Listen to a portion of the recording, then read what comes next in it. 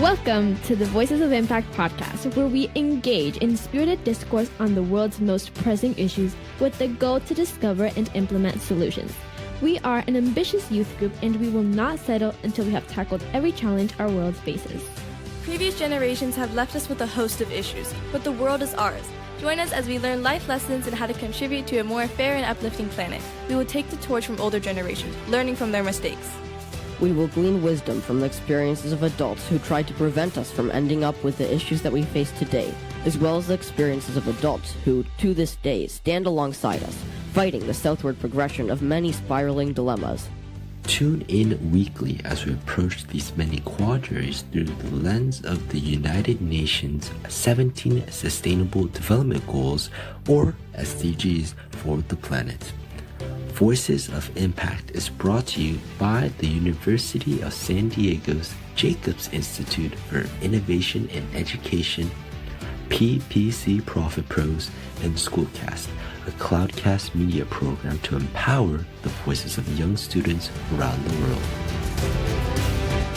Hello viewers and listeners, welcome back to Voices of Impact. Today we'll be discussing SDG number 13, Climate Action. I'm Shane, and today's executive producer. I'm Isabella. I'm Amulya.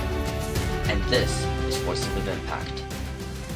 Well, it's great to be back, especially with so much pertinent topics such as climate change on our agenda, with what the California fires estimated at 35% climate relation. Yeah, I'm still going from last week when we looked at peace, justice, and strong institutions. SDG 16. Go have a listen if you haven't already. Joining us today, an expert like no other, Mr. Thompson has done executive work as director of the Great Collaboration, which allows communities and businesses to explore tens of carbon-related measures they may choose to implement. These measures are then recorded, providing councils a comprehensive catalog of local efforts. I would truly call it a great collaboration. Mr. Thompson has served on a variety of boards, giving his £2 million to advise climate action.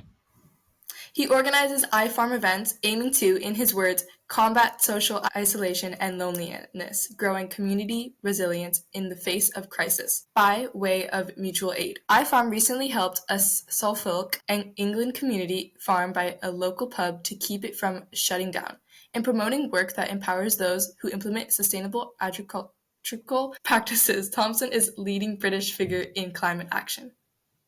Mr. Julian has used many organizations to make a difference in his environment. I'll list them right now. Business Development Director at Guardian Direct Marketing, Managing Director at On Demand Technology, Account Director at the Direct Marketing Services at Zoopla Property Group, Director of On Demand Technologies at Precision Marketing Group UK, Product Development Director at Ravensworth Digital Services, Digital Coordinator at Shared Assets Consultant at Climate Emergency Centres, and the co-founder and CEO of Community Climate Action UK. Welcome, Mr. Julian Thompson. Thank you so much. Amulya, Isabella, Shane, absolutely delighted. What a pleasure to be here. Well, Mr. Thompson, looking at your career, you've mastered everything from marketing and property tech to climate action and community initiatives. If you had to create a marketing campaign for the planet itself, like an ad to convince people Earth is worth saving, what would your tagline be, and would it involve a discount code? Oh, wow, what an interesting question. Would it involve a discount code? I think when we're looking at SDG 13 and action to combat climate change, I think it would be free to participate. It's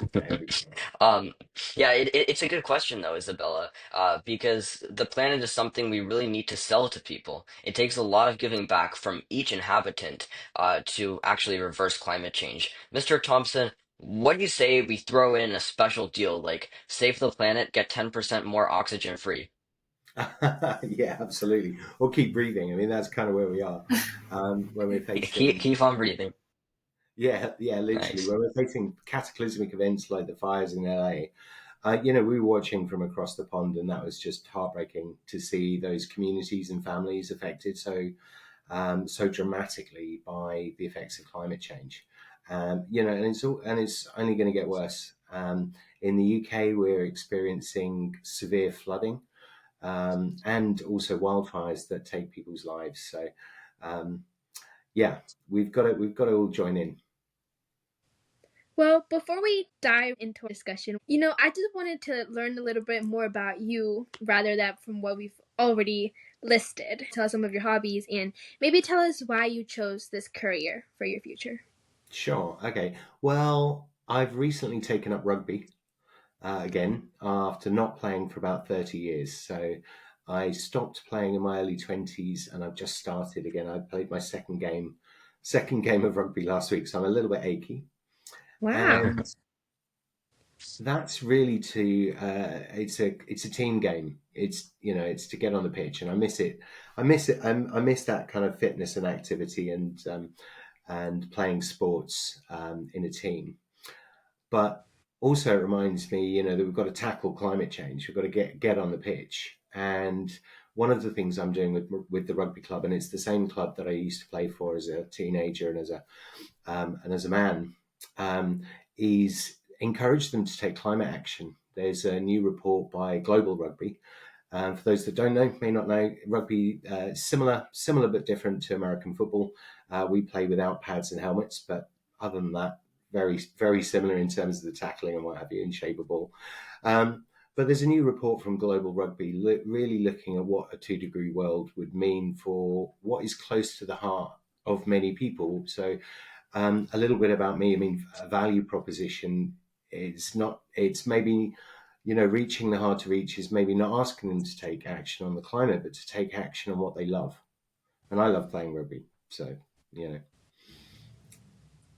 I can't say I've played it myself. Is it a big deal in the UK? Yes, yeah, it's a national sport. Really? And there's a World Cup, and lots and lots of nations participate. And the countries that are particularly good: South Africa, Australia, New Zealand, and for a small nation, Great Britain, we're made up of a number of different countries. We field, I think, 4 teams. So for a tiny nation, England, Scotland, Wales, and Northern Ireland. We'll have to come over there sometime to play with you. Yeah, I don't know about that, Shane. That'd be great. You don't want to try your hand at rugby? No, it seems tackling without any protection. It seems crazy to me. But there's women. There is women's rugby. You can play. My colleague Helena has just taken up women's rugby as well. And there are a few universities in America that play. I traveled coast to coast from sort of New York to San Francisco, and then went up to Portland in Oregon, and they had a rugby team there. So I played for their team when I was a teenager. I like this idea of rugby being a team sport and all of the players banding together to win the UN and climate action. It's like rugby, but without another team. And we all win if we all work together. So I think there are some parallels that can be drawn there. I mean, the UN is a great example of that global collaboration. In their words, they want to take urgent action to combat climate change and its impacts. So it's pretty broad, but it comes from many different factors. That's kind of a broad overarching statement. I wanted to discuss 3 particular UN topics today, which are to combat global warming, deforestation and biodiversity, and ocean conservation. So without further ado, I'd like to get into community level efforts in global warming. Global warming, as we know, isn't just about warmer winters or hotter summers. According to NASA, 2023 was the hottest year on record. So what do you guys think about the strategies countries are using to tackle this? I don't think enough's being done. I mean, we've when your bath is overflowing, the first thing you need to do is turn off the tap. You don't reach for a mop. You turn off the tap, and we're not doing that quickly enough with fossil fuels, carbon emissions, and methane and other greenhouse gases that are being emitted. And that's mitigation. So we can mitigate the effects of a warming planet, or mitigate the effects of climate change by stopping to emit carbon. Beyond that, how do we do that? How do we do that? Well, that's what's described as a wicked problem. Much of what we'll all be wearing today will be plastic. It might be nylon or polyester or similar. fossil fuels and oil use is endemic within our civilization. So it's a really difficult material to transition away from. I mean, the first thing is using it as fuel, and we can have electric vehicles. But I'd also really encourage walking, cycling, and the use of public transport. Because even with an electric vehicle, there's a lot of embodied carbon in the manufacturing process. And while we might want to replace all of our cars on our roads in the West and Europe and America, what happens when 300 million people in the global South say, that's great, can we have an electric vehicle, please? The embodied carbon in a car like that is kicking a huge amount of carbon into the future. So we've really got to think about how we plan our neighborhoods, how we put stuff in walking distance and make it really lovely and beautiful to cycle. And active travel as well really is important for our respective physical health as well. I mean, how lovely is it if you don't have to jump in a car and go somewhere and you can cycle through an avenue of trees and actually see the world? Cycling is nice, and I'm personally half Dutch. There's this saying that the Dutch are born with a bicycle between their legs. I like to think about what other countries are doing, especially in Europe. I think they have some pretty good initiatives for climate action. Even in Denmark, they're trying to uh, be completely free of fossil fuels by 2050 with the International Energy Agency. Do you think this is a practical goal for other countries? And do you think Denmark will actually achieve it? I think we must achieve it. I think By if we set 2050? ourselves, sorry, By by 2050? 2050, yes, I think Yeah, we can we do must. it? Um, we Okay, must. We wow. must. In a similar vein, when the USA set a target of going to the moon in a decade, you achieved that goal, and the world watched, Mm. and it was an amazing accomplishment. And we collectively, globally, must do this, and we must do it in time because the consequences are so severe. It doesn't bear thinking about not achieving the goal. Um, is it practically achievable? Yes, I absolutely believe so. In Oh, Germany and in Denmark, in fact, some of their renewable energy generation is a really good model for the rest of us. And it's distributed networks of production, so lots and lots of micro generation of renewable energy.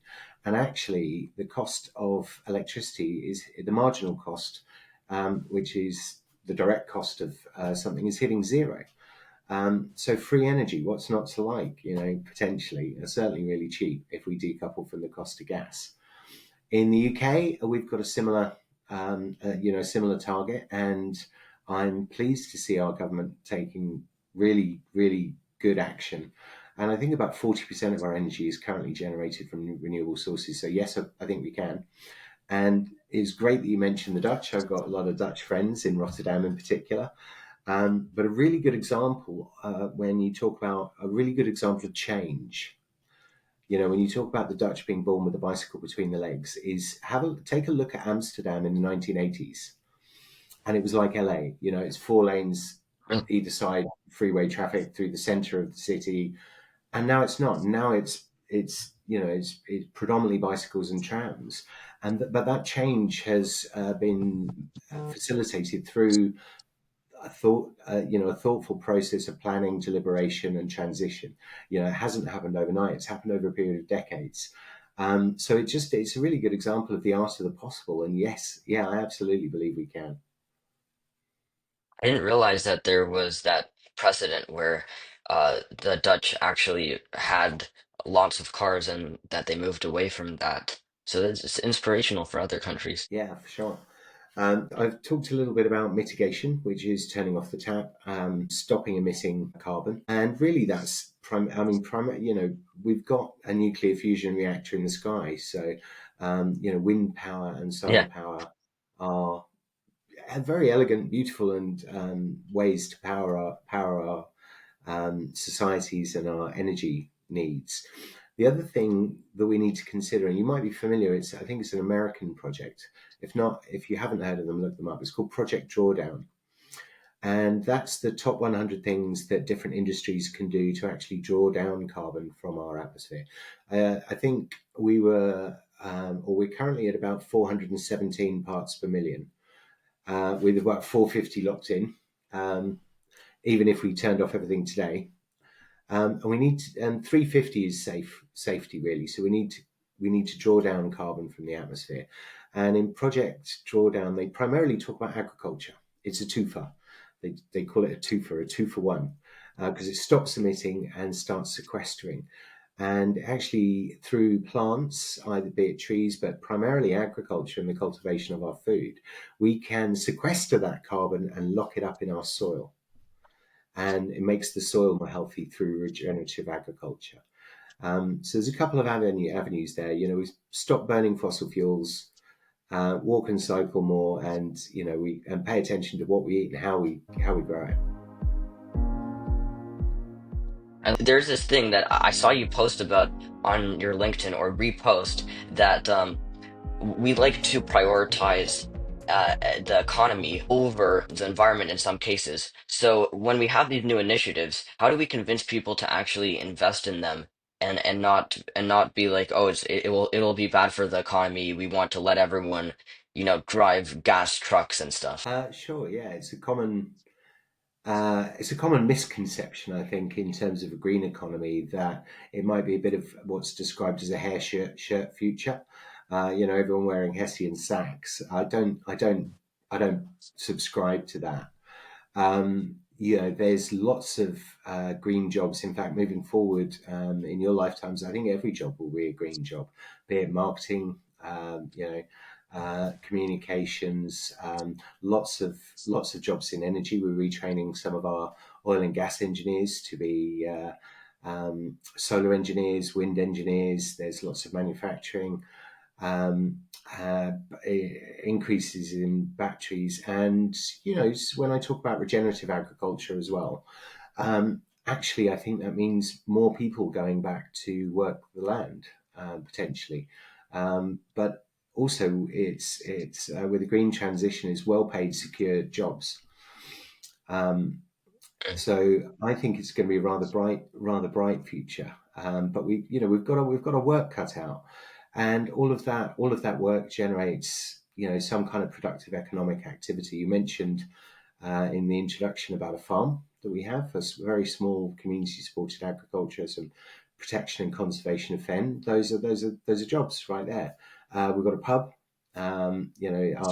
Our pubs in the UK are a bit more than a bar. They're a real focal point of our communities and provide a venue for all sorts of activity, from clubs, equestrian clubs, and share clubs, book clubs, games clubs, that kind of thing.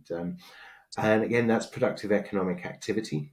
One of the big projects I'm working on at the moment is some community renewable energy, and that's owned by the community and democratically controlled, rather than being owned by a very large corporate that sort of takes all the profit, perhaps overseas, and doesn't pay any tax, keeps the money in the community, and the surplus generated goes back to fund the benefit of the community. And we're looking at 50 acres of what's called agrivoltaics, and that's solar on stilts, so you can grow food and generate energy, and some wind turbines. And that's going to create quite a lot of new jobs in our community. So there is a massive debate with people cleverer than I am, world-leading economics. Is green growth a thing? What defines green growth, or do we need degrowth? And there are economists that argue on both sides, and I probably have a foot in both camps, in that, yes, I believe we firmly need degrowth. There are industries that might not survive if we want to survive, and those are things like disposable fast fashion. We need to buy fewer clothes, because most of them end up in landfill. But we can buy cool stuff from vintage shops. There's enough clothes on the planet to clothe us many times over, and you can get some really cool stuff, from a thrift store or something. However, if you're going to reforest large portions of the world and work in measuring biodiversity, and you're planting trees and you're paying someone to plant those trees, that's growth. That's a job. And that's economic productive activity. So I think both can coexist. that's cool is like a shifting of the economy, not necessarily that it's going down. I like how you talked about you did acknowledge that in some cases an economy can or an industry can go down when you for enforce sustainability. And that's one of the reasons given for the US leaving the Paris Agreement under Trump, that it could be bad for well, for one, the U.S. economy, but also one of the issues with the Paris Accord that is often complained about is that it prevents countries from developing because it enforces sustainable practices when, you know, they need to actually, uh, some say they need to start fast and dirty and not actually sustainable at first. So, what are your thoughts on this sort of nuanced issue? I think there's a couple of questions there. One is in relation to the U.S. economy and the Paris Agreement, and I'm not a fan, as you can probably tell, of drill baby drill. The US could be an absolute world leader in clean tech, and is in some regards, and could very much instigate a Green New Deal, and has to some degree, under Biden with some investment in clean tech and what have you. Um, but the New Deal in and of itself was a response to a depression where lots of people lost their jobs, and jobs were created by what's called Keynesian spending into the economy. So it's tax and spend, stimulates the economy, creates jobs. And also following the Dust Bowl in America, which again was an environmental catastrophe, where soils were degraded so much, I think, in the Midwest that they were being blown away, and the soil was landing in Chicago.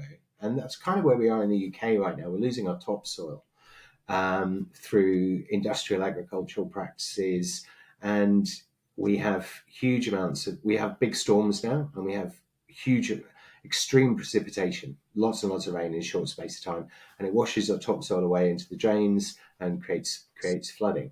Now, a response to that is actually to, as I say, invest in. I think it was the National Soil Service that your president invested in and created a lot of jobs and actually fixed the problem. I mean, again, it's a brilliant case study of what can be achieved. So, will climate action adversely affect the quality of life or the economy of the United States? Now, I would probably separate those two things.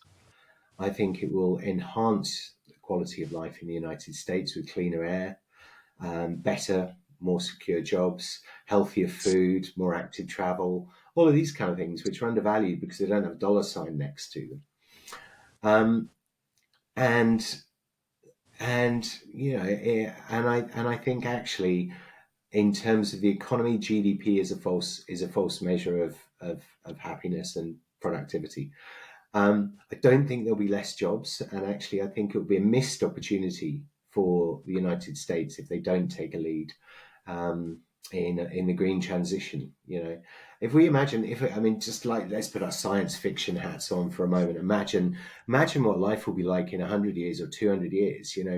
People 200 years ago didn't have any concept of how we live now. The idea of us talking to each other like this on video over the Atlantic would be magic to someone 200 years ago. So in 200 years' time, there will be things that we would consider impossible or magic.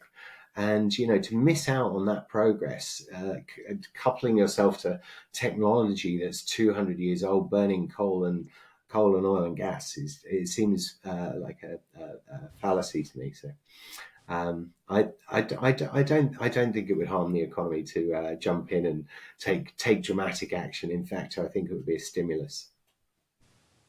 Well, nowadays, I think our generation definitely tends more to kind of, let's say, depend more on AI, technology, phones, tablets, iPads, all that kind of stuff. So do you think that, collaborating with AI and, maybe like making up or creating or inventing new technology that could help with challenges that are globally impactful, like climate action, do you think it would be a good idea that could maybe improve our economy would be working with AI to solve these problems? Again, that's a really interesting question because the processing power required for AI takes a lot of energy. So I think we need to use it like most energy sensitively, not be profligate. But yeah, I use AI tools in my daily life in terms of sort of meeting notes, but also I have actually used AI to help me write a decarbonisation plan for what's described as a parish in the UK, which is the lowest common denominator of government is a parish. So I'm a parish councillor, and I've actually used AI to help me just route map and ballpark plan for an average parish of around 1,000 homes. How do we get to net zero in 10 years? What will it cost? What do we need to do? And I'm a big fan of technology and machine learning and stuff, having been in the tech industry a significant portion of my career, certainly the last 20 years, developing software as a service applications and yeah, so I think it can help. We can apply this kind of technology certainly in medical field. I know that machine learning is running through things and producing results faster than doctors would, and research labs and teams, and that can only be a good thing, provided we apply it to the really significant problems we have. Yeah, so I think it's going to be interesting how we learn. It's a good question, Isabella, because something I was learning about recently on account of AI and how we can use it to solve climate issues. There was a Nobel Prize, and it was split between AlphaFold, which is a technology under Google that can actually predict the structure of proteins, and another AI which can create a protein based on certain criteria or a certain function, which is wild to me to be able to create a chemical that does whatever you want it to do within certain restrictions. If this technology progresses to become viable, I uh, I think it could have some potential because scientists are studying applications where you can create an enzyme that degrades plastics, for example. And wouldn't that be incredible if we could degrade plastics with some novel chemical invented by AI? So it's an exciting time. That is really fascinating, and also there are various bacteria that eat plastics, and I think we're definitely going to need these kind of solutions moving forward. I just want to go back to what Shane asked me about. Do they need quick and dirty solutions in the developing world? And we're really privileged in a whole bunch of ways. Talking about AI, for instance, and access to this kind of technology, um, and stable food supplies, secure countries to live in, this kind of thing. But there are some really remarkable examples of how the developing world, the global south, have skipped legacy technology. So they skipped having Okay, landlines, okay, yeah. for instance, telephones that are plugged in your home, and went straight to mobile, straight to cell phones. There are really elegant examples, and a really good film to watch is 2040, which is a film about what our 2040 could be like if only we applied the technology we have today. Mm. And there's a beautiful example in there where they've skipped straight to a smart energy microgrid with solar generation, and that's how they brought the energy to a village that didn't have electric power before. And that kind of smart energy microgrid actually allows householders to gift their excess energy or sell it, as they might, to their neighbours. And so they've just skipped having a national grid and a distribution system with large pylons.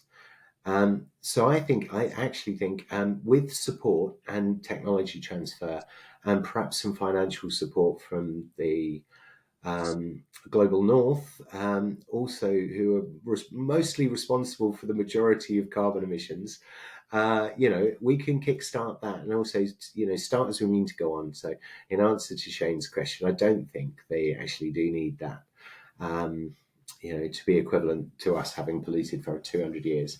I think we can start in a really, really nice way.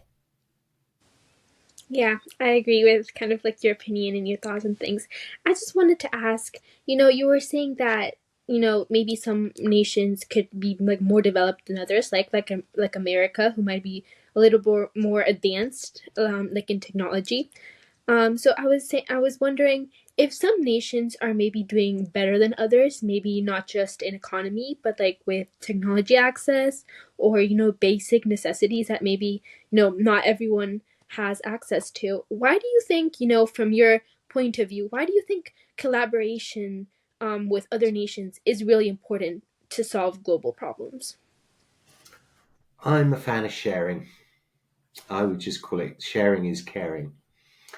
And humanity as a species has been successful because of our innate penchant for collaboration.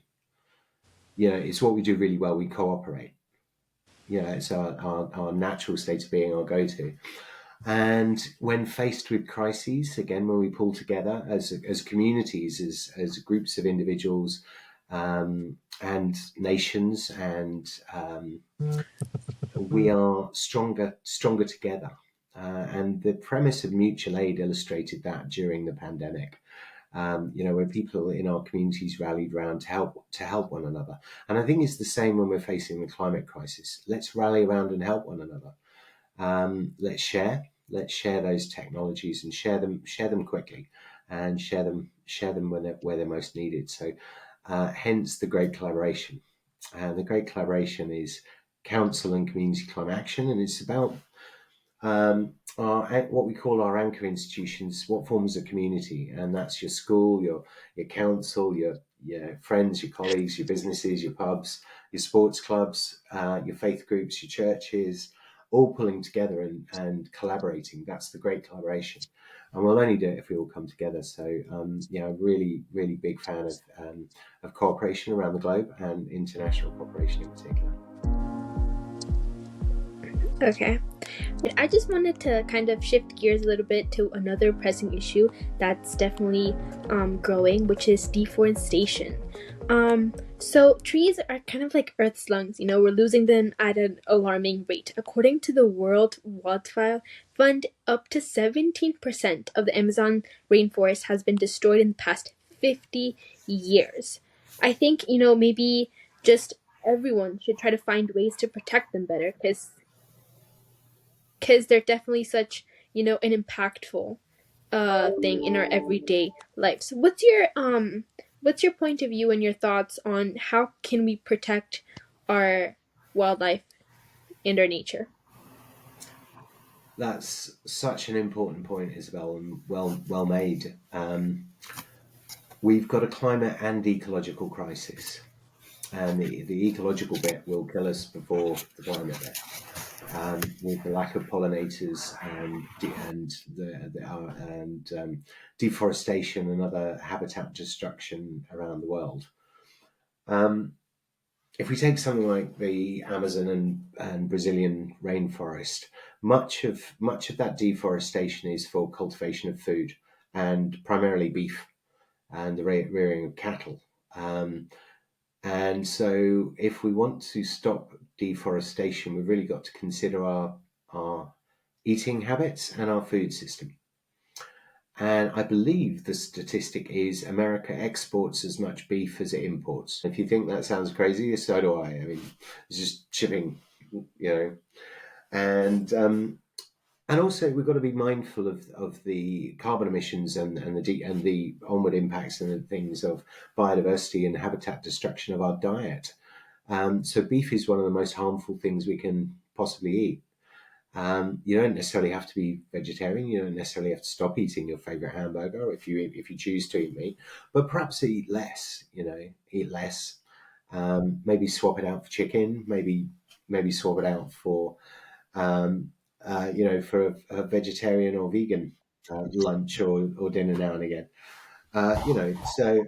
And I think it's about value, and we really need to consider the value of the forests and the function that they provide, And there is a certain move towards that in terms of, in the UK, we have what's called biodiversity net gain credits, which is, it's to some degree financializing biodiversity, but it gives it an element of protection. We've got carbon credits, and that's led to, a lot of planting of trees. And while I'm not necessarily a fan of putting a dollar sign, next to our biodiversity resources, we really need to consider the value and not just the economic value of cutting it down. What it can do, or what harm that can do to our planet. So yeah, I think we really need to invest in protecting our those habitats and actually reforesting and regrowing. I wanted to talk with you actually about carbon credits because I find them so fascinating. And just for our viewers and listeners, to my understanding, correct me if I'm wrong, a carbon credit is where a company, if it meets its goal and then some, it can actually sell that and then some to another company that has not met their goal. And that financially rewards the company that has overachieved and helps it financially with continuing to protect the planet while penalizing the company that has not done that well by forcing them to buy a carbon credit. So I think it's really interesting and innovative. Yeah. Carbon markets have faced serious challenges, with up to 70% of schemes being not worth the paper they're written on. It's often described as the Wild West of carbon markets. I think there's some good and some bad. I've been talking to large utility companies in the UK that have quite an ambitious net zero target. I think probably sort of 2050 target, or perhaps even 2030. I'd have to check, but it's an ambitious target, and I know that they're reducing their operational carbon emissions by, it's probably going to be 95%, but there will always be a residual 5% that you can't crack. I mean, you can't get away from emitting carbon in certain operations. As a good example, when we exhale carbon dioxide. There is some emissions we just can't get away from. So if we are going to have those residual emissions, we need to sequester them. So we need to draw them down from the atmosphere and offset them with forest or something that makes the operation carbon neutral. So even if a company eliminated its carbon, they would still not be carbon neutral because their workers would be exhaling carbon dioxide, right? Yeah, absolutely. I mean, that's balanced by all the flora and fauna around us absorbing that and creating the oxygen for us. So, I think people have a place, but that residual 5% from industrial activities might need to be offset, and that might need to be bought from. That offset may need to be bought from somewhere. I can go into some quite considerable detail, and I'll try and keep it to a headline overview. I am a fan of sequestering carbon.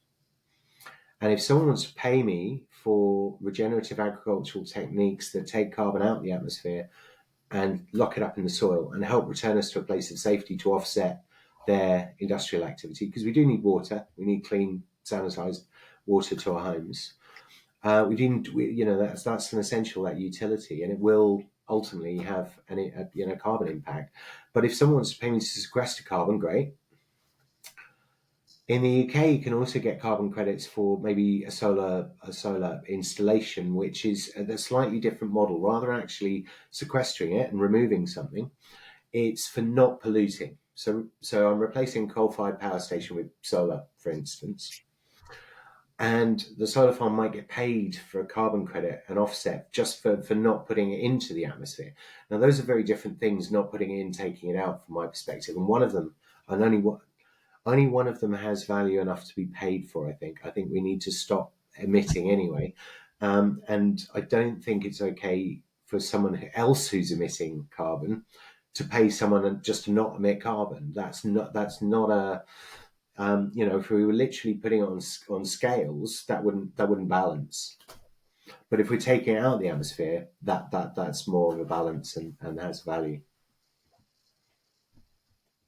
Very interesting. And just in terms of why are we actually worried about producing carbon? Because there are a lot of people who say that global warming isn't real, and there's this there's a bit of misinformation here. And as I was mentioning earlier, and as we were discussing, I think actually making a difference requires a buy-in from everyone. How do we sell the world to these people who are not recognizing the severity of the challenges? Again, that's a really good question. I'm so pleased you guys are thinking about these things. Um, when you have the president of the United States saying it's a hoax and being anti-science, I mean that is terrifying to Mm. me. And just in personal life, when somebody is anti-science, I recommend that they, maybe they fly the plane next time, or maybe go down to a corner shop and get medical advice. Don't bother with a doctor, because they obviously don't believe that years and years and years of study and expertise counts. I do, it's the ethos and credibility of a speaker, and I've got to respect that study. And again, there are people that are cleverer than I that have invented the iPhone and gone to the moon, and that's all science. The fact that we're talking together today is science based. And Neil deGrasse Tyson said the beautiful thing about science is it's true whether or not you believe it. you know, um, and the question we need to ask our politicians and others is not, do you believe in climate change? Because it's not Santa Claus. It's, do you understand Yeah. climate change? Do you understand the science? I mean, some very, very basic experiments we can do with carbon dioxide to see how it heats an atmosphere. And we've got a very delicate balance of a planet, and the science is sealed, or the science is proven. Um, but in terms of communicating that to people, and there are people in my life that I love and cherish that that don't necessarily believe in don't necessarily understand the science, and there are people in positions of power that call it a hoax, and that's really, really scary. How do we combat that? I'd probably come back to talking to one another, really human conversations. Aristotle has three forms of rhetoric, or Aristotle's forms of rhetoric are logos, ethos, and And pathos. pathos. And logos is logic. That's the numbers; they speak for themselves. Our climate scientists are terrified. It's getting hotter. You can feel it. We can feel it. We see less insects. We know. We sense it. We're having greater volumes of rain. We can see the flooding. Ethos is credibility of the speaker. That's like a Nobel Prize winner said, and I have to just put my faith and judgment in those that are better. Our climate scientists have PhDs in this field and world leading. And the final one is pathos, which is empathy, which is, are you really going to let those children die? This has real world impacts in terms of extreme weather that we're witnessing today. And, the fires in LA are a good example of that. And it's only going to get worse. So the weather's telling its own story, but find the others, have these conversations with your friends, your family, your colleagues, your tutors. We did a workshop exercise recently, which was who can we influence? And, I can only touch this much, but you can't have a million without one. So what can I do? What can you do today, tomorrow, now? And have these difficult conversations, and sometimes they are really hard. I love that you expanded to more of science because, of course, right now we're just focusing on climate action in this episode. But I think it's important to talk about the choice between proven fact and belief in something that we cannot actually prove. And there's this, I think everyone's a scientist now. We're all like, oh, quantum mechanics is so complicated. It's all just made up because I can't understand it. No, there's a lot of expertise that go into this, right? And even in terms of one of the human, like ancient humans that we found, it was discovered later that some of the bones were actually from a different animal, and that is used against evolution, but really, and against science. But really, who discovered that not all bones were from the early human? It was another scientist. So science itself is constantly correcting itself, right? If you really want to correct science, you've got to become a scientist, not just an internet warrior.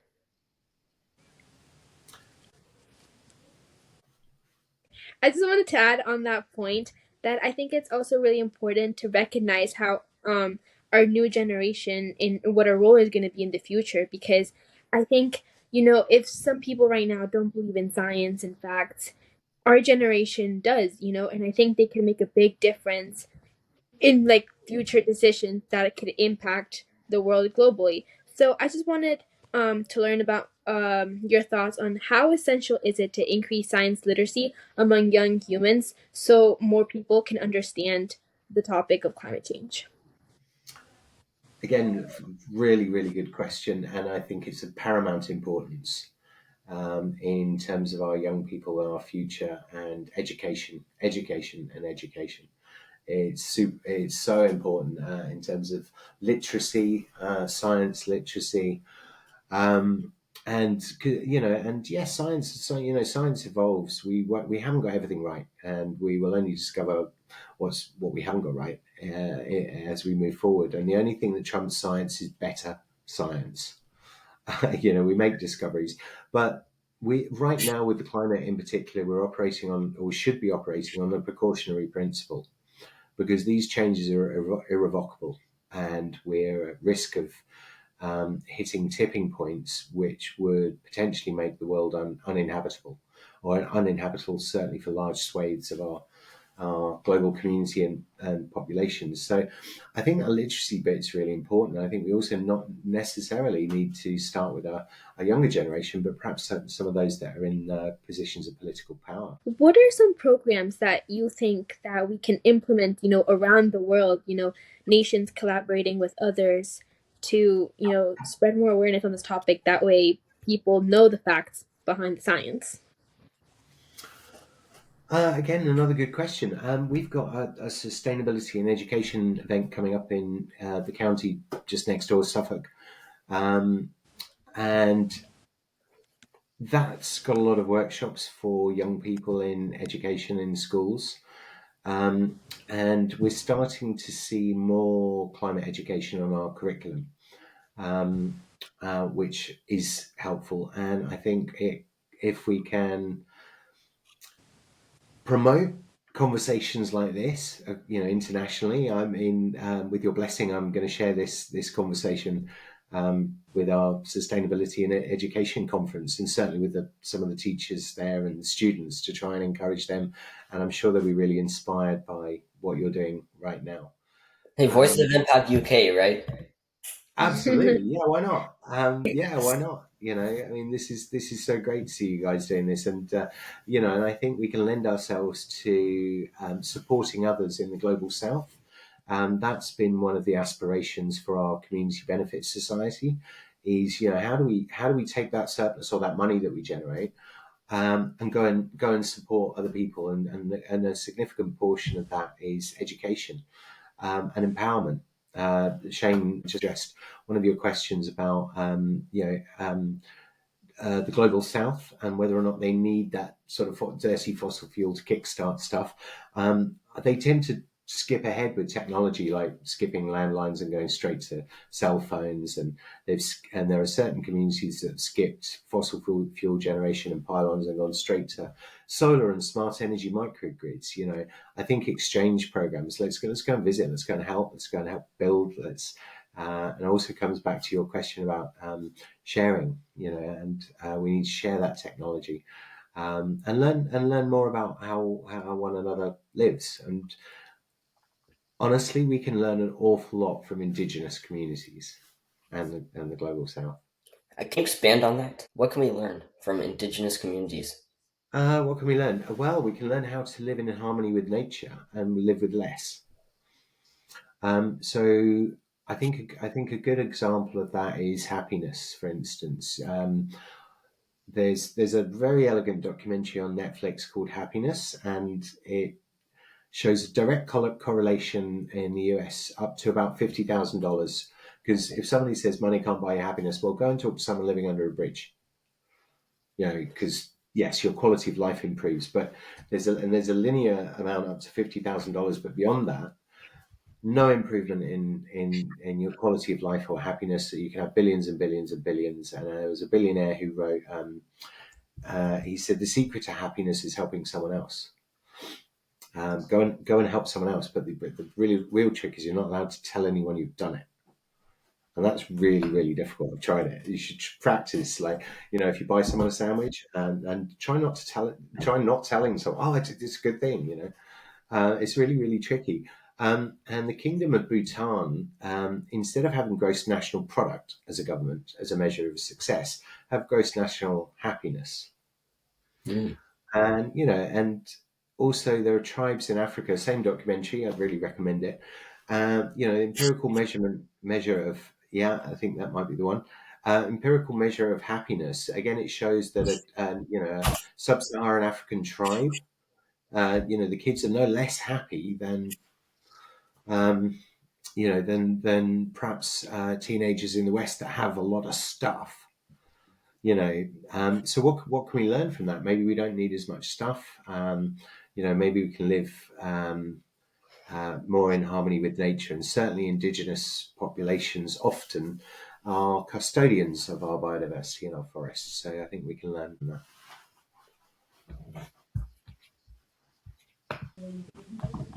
I lived in Costa Rica for a year, and even from a young age, I really enjoyed just playing with sticks and stones above army soldiers or whatever, plastics and stuff like that.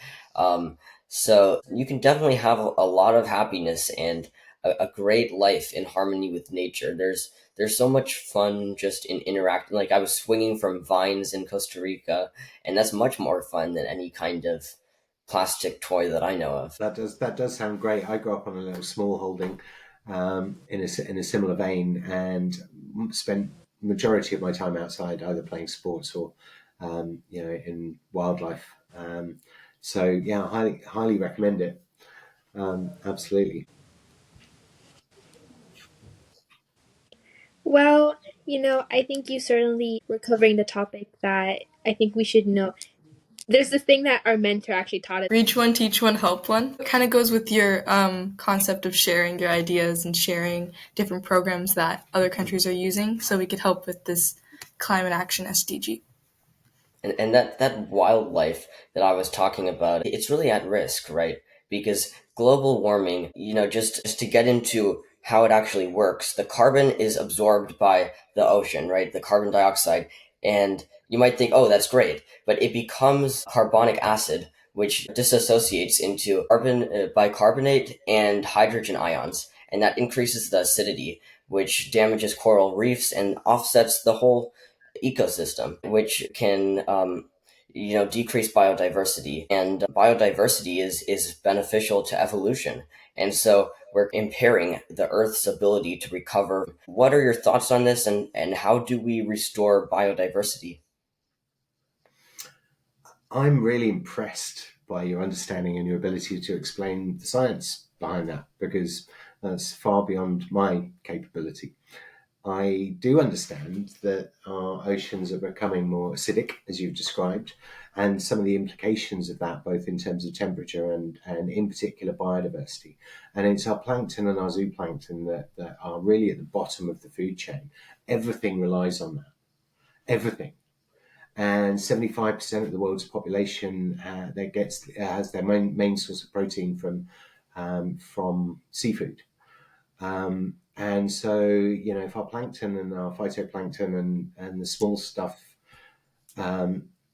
cease to exist, that has massive implications right up the food chain for our biodiversity and all the flora and fauna in the oceans. And it's criminal and scary that our oceans are dying. We have affected the planet to such an extent that ocean life might cease to exist, and the implications of that are dire. How do we change that? Again, we need to consider our food in particular and how we fish. Bottom trawling and industrial fishing, and whaling is particularly bad. But consider how we create food and what we eat. I have seen some very elegant examples again of carbon sequestration through the planting of kelp, and again some very elegant examples of seaweed farming, and the properties of seaweed and other ocean flora like that are quite amazing in terms of composites that can be made, foods that can be made, and fuel that can be made from ocean flora, whilst sequestering more carbon, because of course, just like any other plant, it sucks in the carbon. Like you were mentioning, you were saying that all the choices and decisions we make will certainly have an impact, not just on wildlife or habitats, but also on our own lives as well, right? So if we need to be more aware of our own behaviors and what we choose to eat or where we choose to do things, do you think it might, benefit all of our nations if communities were more involved in, maybe helping clean up society or things like that? Yes, I think it has a deep impact when you can see the destruction or otherwise that harmful plastics and rubbish can cause. If you see it personally and you're personally involved, or if you have to go and clean something up. And also, I think by doing that, taking it as an activity, it brings people together, cultivating food together, growing, cooking, eating together, or protecting a habitat, picking up litter, helps bond our community. I mean, it's very much like taking pride in place in your house, your room, your street, your community. Pick the litter up. Don't throw out your car. Put it in the bin. And I think bringing people together like that, it's an activity that we can engage in that forms the bonds of community. And part of that process is reducing social isolation, for instance. Coming together as a community, you're far less likely to insult someone on social media if you've just been digging potatoes with them. Yeah. So it's like the pub that you help to restore, building a sort of community around conservation. Yeah, exactly that. And leading by example. So there's a really interesting product development theory, and it's called the diffusion of innovation bell curve. So it kind of goes like that, and it's what most trends follow and what most product launches follow. So things like the iPhone, you got 2.5% of innovators. They're the people that buy it first time with all the bugs, and you got about 3.5% of early adopters, and they'll get it when some of the bugs have been ironed out. And that's probably about 6% of the population. And that's what we really need in terms of change makers like you guys. The innovators and the early adopters to start something, starting a movement. And then you get the early majority, and then you get the late majority, which is the two bigger bits, and the laggards. Now the laggards in that curve, the laggards are probably the climate deniers, the science deniers. You're never going to change their mind. And you also don't need to worry too much about the late majority. But it's the early majority, and they will be convinced by action you take and by your example. And when that happens, it's just normalized.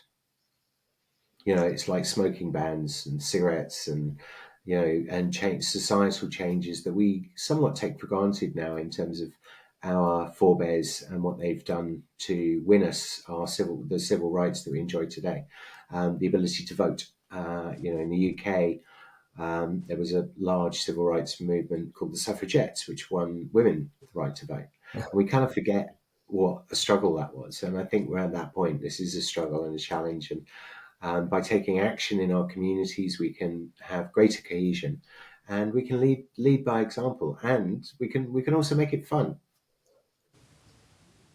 How can we make it fun? Gamification is a good example. That's something I particularly like. The premise of using level ups or some kind of reward or similar as you're going through an activity to make it fun. Also socializing. This, for instance, for me, meeting you guys is fun. And I hope conversations will continue moving forward. Meeting new people. I once did an exercise with volunteers, and it was how do you sustain yourself as a volunteer? Ad infinitum, because life happens and it can be difficult. And I asked people to make a list of 10 things. What would make it easier for you to carry on volunteering doing this? And some people said if there were biscuits, tea and biscuits. Some people said if I could get a lift. Other people said, well, maybe if we could have a pint after, have a beer and make it a social thing. A pint. And I'm definitely in that camp as well. It's like, yeah, let's do this great thing, and then let's go for a beer. And it makes it social and makes it fun. So yeah, let's level up this planet together. And if anyone needs to realize the severity, it's true that the waters have only warmed up 1 degree Celsius by from 1880 to today, but the energy required to warm the ocean that much is equivalent to 93 billion Hiroshimas or 12 Cretaceous Paleogene extinctions, which are the ones that where the asteroid killed the dinosaurs. So 93 billion Hiroshimas is absolutely absurd, and that's how much energy went into the ocean in order to warm it just that 1 degree. Yeah, that's an astonishing fact. And again, science is fascinating and fun. Taking action and doing good things is fun. It has its own rewards, and doing it with a community and people you love, even more fun. Absolutely. Well, Mr. Thompson, thank you for coming on today. This was a very fulfilling conversation, and I hope we can stay in touch. I would love that, and thank you so much for having me.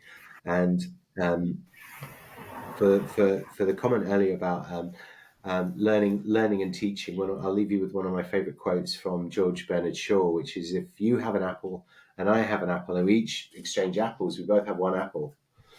But if you have an idea and I have an idea and we exchange ideas, we each have 2 ideas. It's greater than the sum of the parts. Yes. Yeah, absolutely. Thank you very much.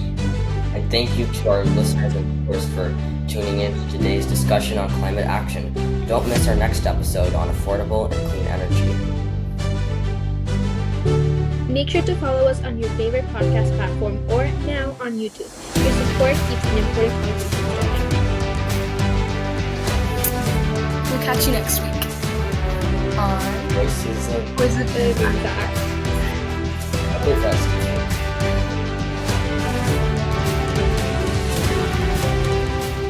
We hope you enjoyed the Voices of Impact podcast, where we engage in spirited discourse on the world's most pressing issues with the goal to discover and implement solutions. Our mission is to overcome global and societal conundrums through student unification, accepting our roles as future stewards of planet Earth.